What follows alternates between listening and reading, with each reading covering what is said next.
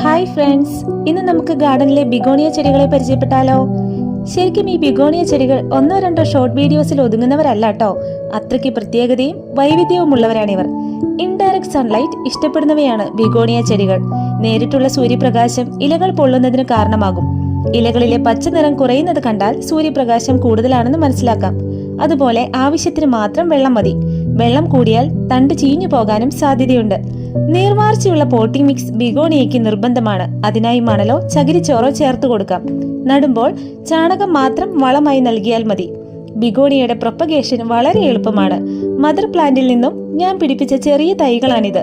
മണലിലും ചകിരിച്ചോറിലും വളരെ എളുപ്പത്തിൽ നമുക്ക് ഇതുപോലെ ഹെൽത്തിയായ തൈകൾ പിടിപ്പിച്ചെടുക്കാം.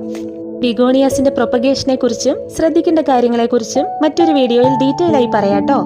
ചാനൽ ഇഷ്ടമായാൽ സബ്സ്ക്രൈബ് ചെയ്ത് സപ്പോർട്ട് ചെയ്യണേ. വീണ്ടും കാണാം. ബൈ.